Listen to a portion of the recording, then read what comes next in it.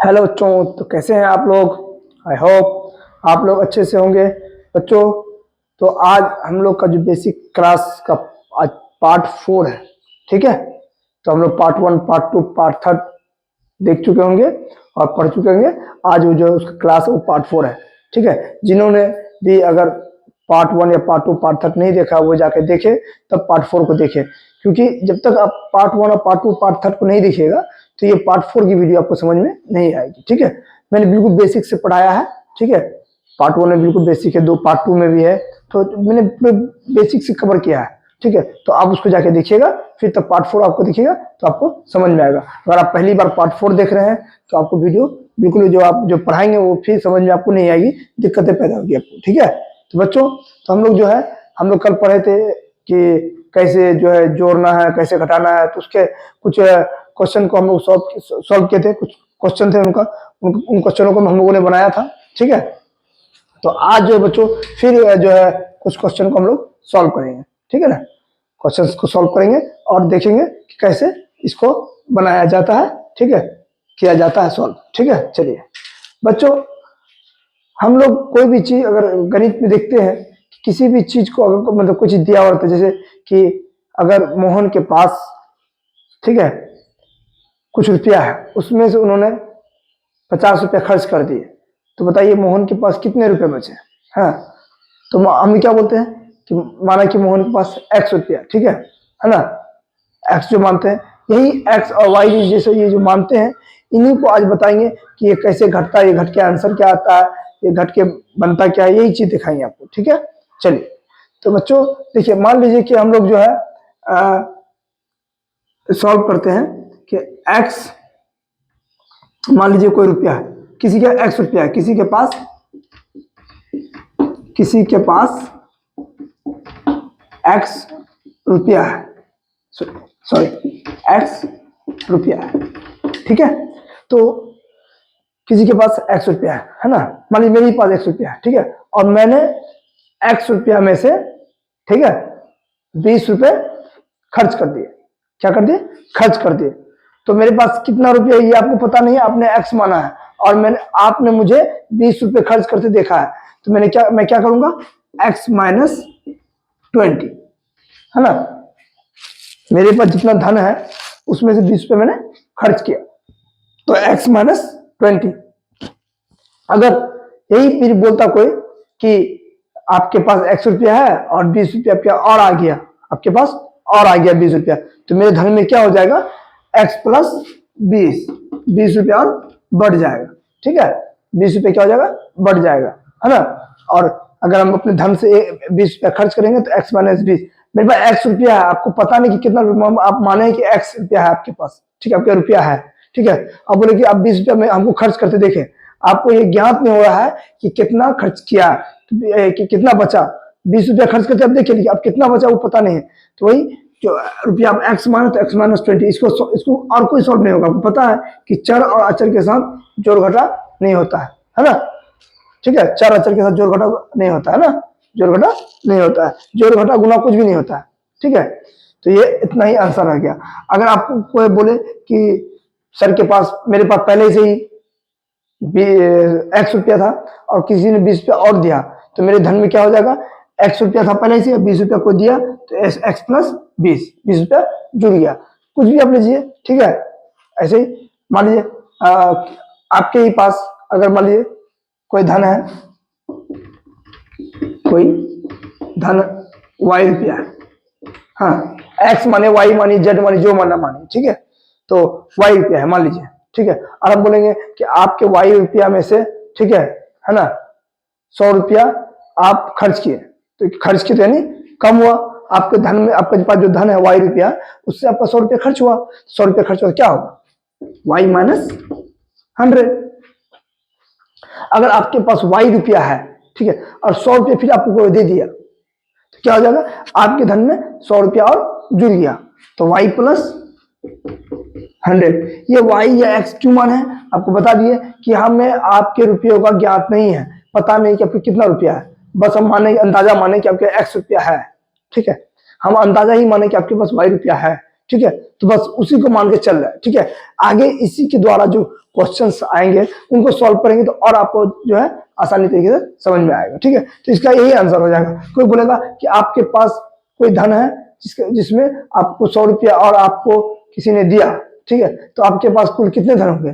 तो भाई आपके पास कितना धन है तो पता नहीं है, तो माना कि आपका धन x, ठीक है, और 100 रुपया आपको किसी और ने दिया तो वो x प्लस 100।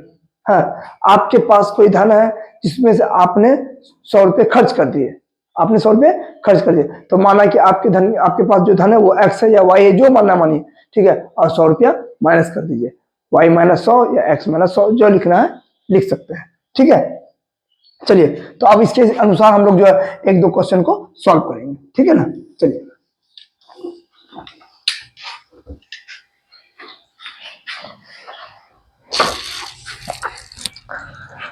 वह संख्या लिखे जो x से 7 अधिक हो, वह संख्या लिखे जो x से 7 अधिक हो, वह संख्या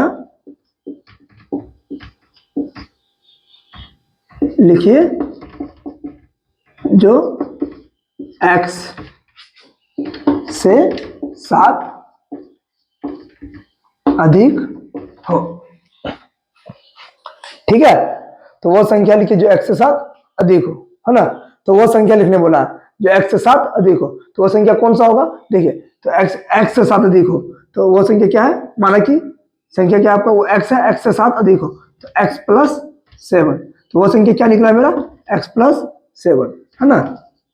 ठीक है, x प्लस क्या निकला? 7, वह संख्या क्या निकला? बोला वह संख्या लिखिए, ठीक है ना, वह संख्या लिखिए जो x से 7 अधिक हो। ठीक है, मान इसी के अनुसार क्वेश्चन बोलते हैं वह संख्या लिखिए जो 2 से 5 अधिक हो, है ना, 2 से 5 अधिक हो, तो 2 प्लस 5 बराबर 7, वो संख्या क्या है? 7, वो संख्या क्या है? 7। तो इसी तरह बोला है कि वह संख्या लिखिए जो x से 7 अधिक हो, तो x प्लस 7 इसका तो कुछ होता नहीं है, चार अचर के साथ तो जुड़ता नहीं है ना, चार अचर के साथ जुड़ता नहीं है, तो ये इसका आंसर यही होगा। ठीक है, ये आपको थोड़ा सा समझाने के लिए इसको हम लिखे हैं। ठीक है, चलिए अब अगला क्वेश्चन लिखते हैं। क्वेश्चन नंबर 1 था, ठीक है, अब बच्चों क्वेश्चन नंबर 2 सॉल्व करते हैं, मिटा दें। चलिए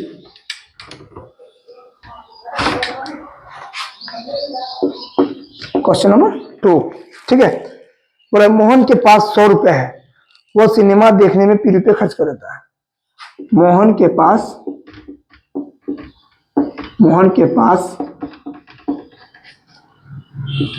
100 रुपए है, वह सिनेमा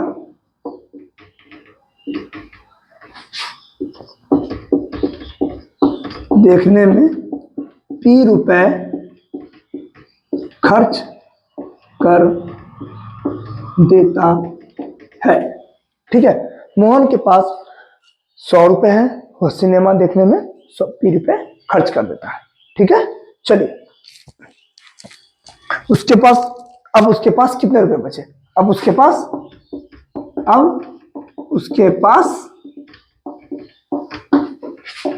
कितने रुपए बचे, है ना।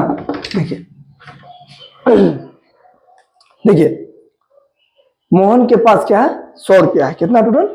100 रुपया है ना।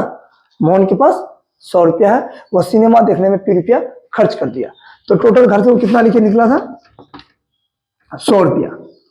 ठीक है, उसके 100 रुपया था, इस पैसा का ज्ञात है, लेकिन वो 20 रुपया सिनेमा देखने में, अब सिनेमा का टिकट का क्या प्राइस था ये हमको जो है पता नहीं, 20 रुपया खर्च किया, वो पी माना है। क्या माना? उस रुपया को पी माना, ये हमको पता नहीं है, मोहन को ही पता है। लेकिन हम अपने दोस्त से बात कर रहे हैं कि देखो मोहन घर से 100 रुपया लेके गया था मूवी देखने के लिए, सिनेमा देखने के लिए, और उसमें जो उन्होंने लगभग कुछ रुपया खर्च किया होगा, 100 रुपया।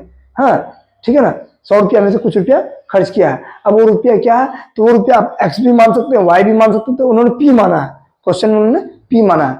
अब कोई भी चर संख्या को, किसी भी चर संख्या को मान सकते हैं, ठीक है। तो वो पी रुपया खर्च किया, यानी उसका जो भाई है वो डिस्कस कर रहा है किसी से कि 100 रुपया घर से लेके गया कल, ठीक है, सिनेमा देखा, और 100 रुपया में उन्होंने कुछ रुपया सिनेमा देखने में खर्च किया, तो वो रुपया है क्या, वो रुपया है क्या, वो रुपया पी है। तो 100 माइनस पी, तो 100 माइनस पी हुआ, तब उसके कितना बचा। तो भाई हमको पैसा का ज्ञात रहेगा तब हम पैसा बैठा घटाएंगे, हमको तो पैसा पता नहीं, हम अनुमान में बोले कि 100 रुपया में से कुछ रुपया सिनेमा देखने में खर्च किया, अब उसके कितना बचा ये नहीं पता है। तो क्यों ये नहीं पता, तो ये भी आंसर यही रहेगा, आंसर यही रहेगा। जब पता ही नहीं हमको कितना खर्च किया है, पी माने हैं, तो भाई 100 माइनस पी लीजिए, इतना ही, तो इतना ही रुपया बचा।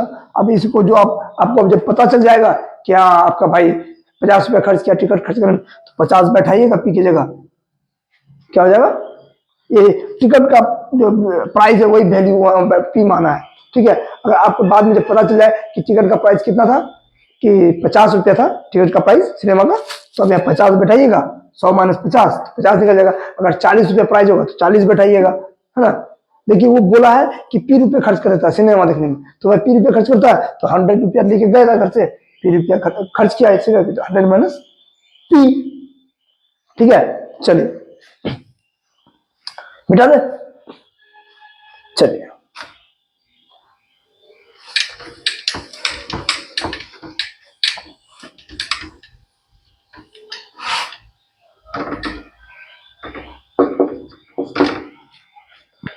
क्वेश्चन नंबर 3, गीता की वर्तमान उम्र वाई वर्ष है, 5 वर्ष पहले उसकी उम्र क्या होगी, एम वर्ष के बाद उसकी उम्र क्या होगी। गीता की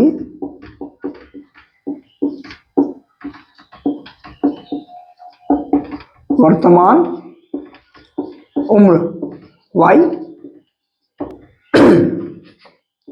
वर्ष है, ठीक है। गीता की वर्तमान उम्र वाई वर्ष है, 5 वर्ष पहले उसकी उम्र क्या होगी, 5 वर्ष पहले उसकी उम्र क्या होगी, 5 वर्ष पहले उसकी उम्र क्या होगी, ठीक है। फिर बोल रहा है एम वर्ष के बाद उसकी उम्र क्या होगी, एम वर्ष के बाद उसकी उम्र क्या होगी,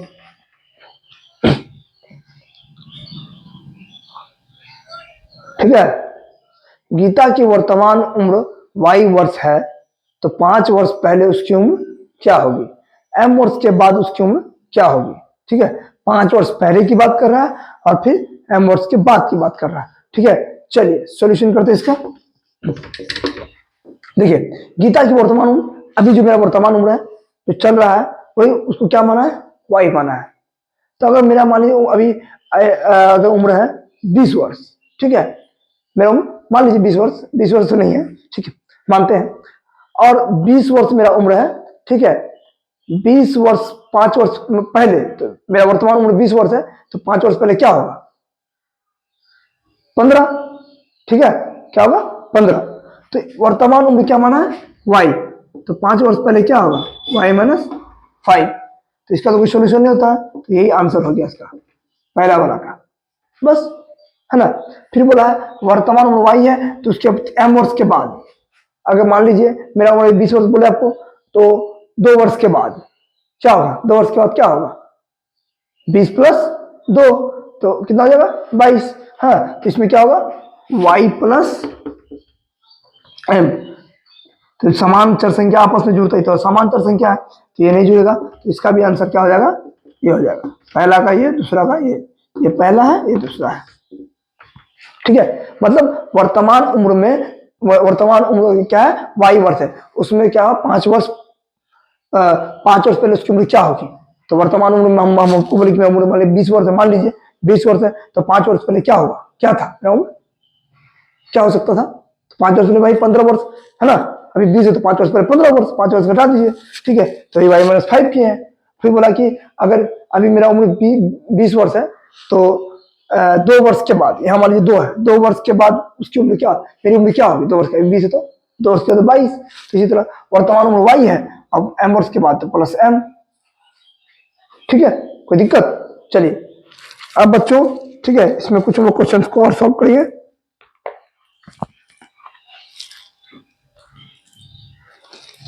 चलिए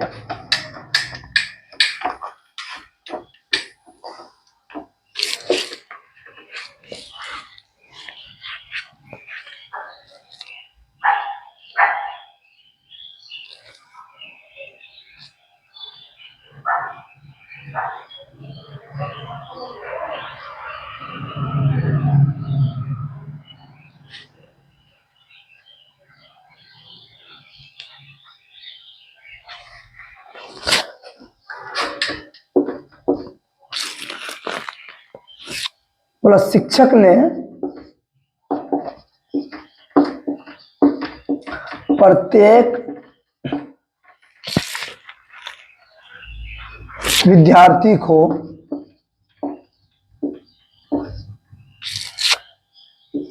विद्यार्थी को 5 पेंसिल देता है, 5 पेंसिल देता है, ठीक है, 5 पेंसिल देता है। विद्यार्थियों की संख्या ज्ञात होने पर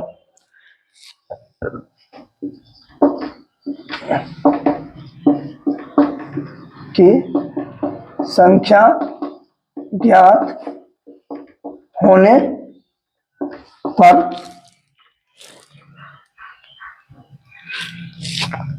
क्या आप कुल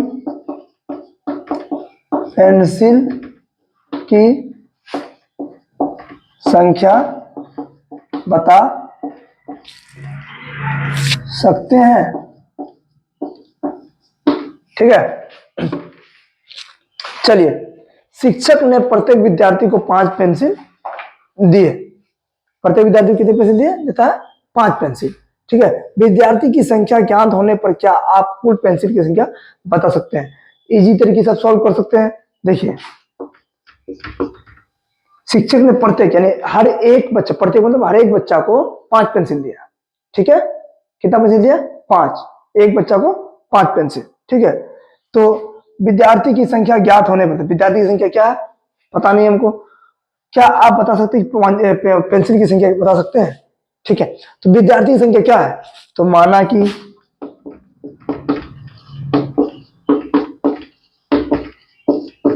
विद्यार्थी की संख्या x है। ठीक है, माना कि विद्यार्थी की संख्या x है। ठीक है, तो प्रत्येक विद्यार्थी को कितना कलम दिया जाता है? 5 कलम। ठीक है, तो विद्यार्थी की संख्या कितना माने हम? टोटल विद्यार्थी की संख्या x मान लिया, सब सारे विद्यार्थी की संख्या कितना माने? x। तो हर एक विद्यार्थी कितना दिया था? 5 कलम। तो टोटल विद्यार्थी कितना है? x। माना कि चलिए सॉरी, माना कि कुल विद्यार्थियों की संख्या x। ठीक है, अब देखिए कुल विद्यार्थियों की संख्या हम x माने। मान लीजिए अगर एक क्लास में अगर 30 बच्चा है तो हमको पता नहीं कितना 30 है ना 5 है 35 है क्या नहीं पता है। ठीक है, 50 है तो हम उसको x मान लिए, सारा विद्यार्थी को x मान लिए। अब हर एक विद्यार्थी को 5 कलम दिया। मान लीजिए एक क्लास में, अगर एक क्लास में 20 बच्चा है, 20 को कितना दिया है? 5 पेंसिल दिया है। 20 को 5 पेंसिल दिया है ना? एक बच्चा को 5 पेंसिल दिया, 20 बच्चा को कितना होगा? 20 5 100। एक बच्चे को एक बच्चा को 5 पेंसिल दिया। ठीक है, तो 20 बच्चा को कितना होगा? 20 बच्चा को एक बच्चा को 5, 2 बच्चा को 10 है ना, इसी तरह 3 बच्चा को 15, 4 बच्चा को 20, तो 20 बच्चा कितना? तो 20 गुना 5 यानी 100 पेंसिल है ना। 20 बच्चा को 100 पेंसिल। तो जो जिस क्लास का विद्यार्थी है उसको हम गिनती पता नहीं कितना बच्चा है। ठीक है, तो उसको मान लिया हम x। ठीक है, तो विद्यार्थियों की संख्या कितनी? x है ना, और एक बच्चा को कितना था? 5 पेंसिल। तो x बच्चा को कितना दिया होगा? तो एक बच्चा को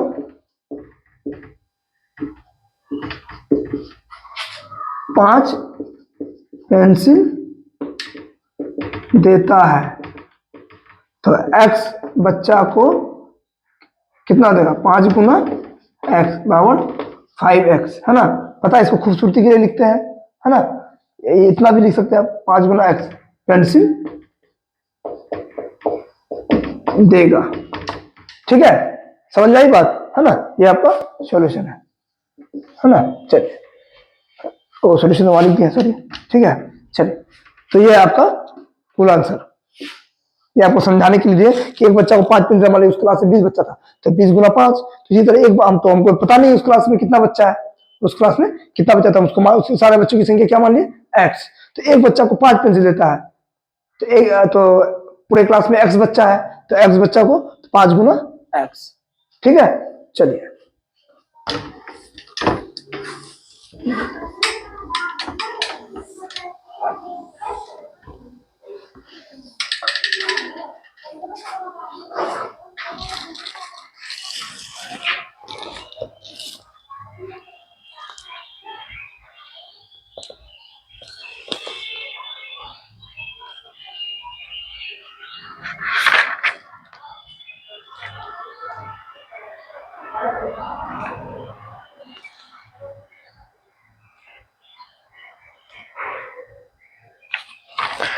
चलिए एक और क्वेश्चन सॉल्व करते हैं। यदि आपके पास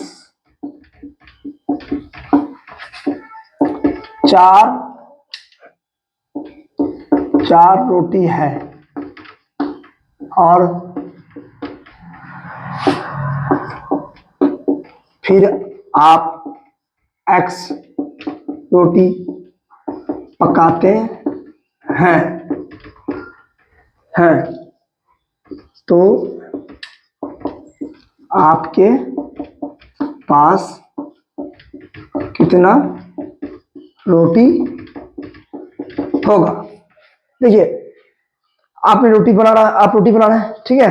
तो आपके पास 4 रोटी पहले से पका हुआ है, पक गया है, ठीक है। फिर आप x रोटी और बना रहे हैं, तो कितना होगा। आसान सवाल है बिल्कुल। आपके पास पहले से 4 रोटी है और आप x रोटी और पका रहे, x रोटी और पके और जुड़ेगा उसमें, तो 4 + x। ठीक है, कोई दिक्कत। चलिए,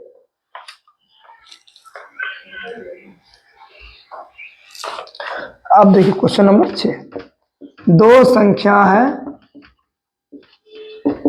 हैं 3 और a। 3 और a, इनका योगफल कितना होगा। इनका योगफल कितना होगा।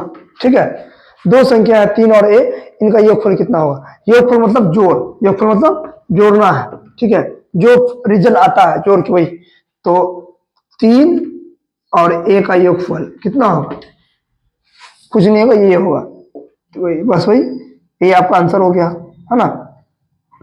3 + a ही ना आएगा, चार आपस में जुड़ता है नहीं ना, बस 3 + a हो गया। ठीक है, 3 और a का 3 और a, इनका योगफल कितना होगा, 3 + a है ना। अगर मान लीजिए 3 और 2 इनका योगफल कितना होगा, तो 3 और 2 लिखते हैं, तो 3 और 2 5 होता, तो ये अचर संख्या आपस में जुड़ जाता। ठीक है, और मान लीजिए समान चर संख्या आता, अब बोलता है a और a का योगफल कितना होगा, तो a + a बराबर 2a। ठीक है, बात समझ आ रही है ना।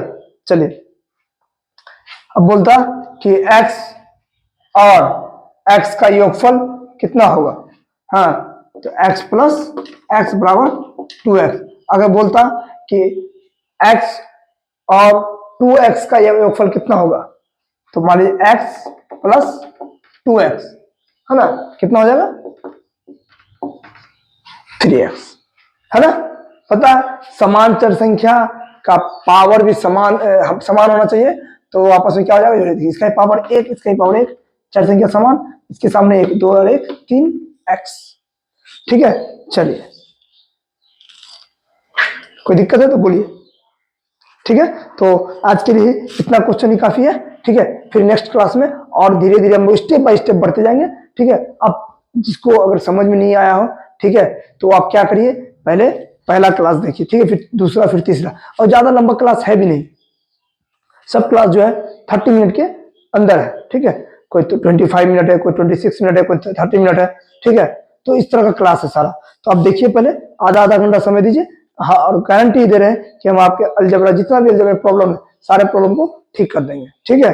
तो ठीक है, आप मेरे चैनल को सब्सक्राइब भी कर दीजिए और क्या कहते हैं, बेल आइकन को दबा दीजिए, ताकि जितना भी वीडियो आएगा आपको नोटिफिकेशन मिल जाएगा, जिससे आप फिर जाके अपना वीडियो देखिएगा, ठीक है। जैसे वीडियो आएगा आप वीडियो को तुरंत देख लीजिएगा, ठीक है ना। ठीक है, फिर मिलते हैं नेक्स्ट क्लास में, ठीक है बच्चों।